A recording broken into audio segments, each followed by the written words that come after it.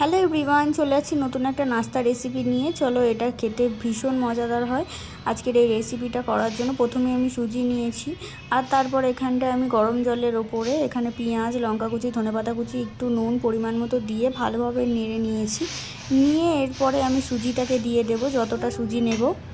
সুজিটা দিয়ে ভালোভাবে এটা আমি নাড়াচাড়া করব অনেকক্ষণ ধরে, যতক্ষণ না হচ্ছে কি এটা পুরোপুরি মিশে যাবে আর একটু গলে যাবে। তারপর আমি জিরেটাকে দেবো, দিয়ে ভালোভাবে এটা নাড়ি চাড়িয়ে নেব।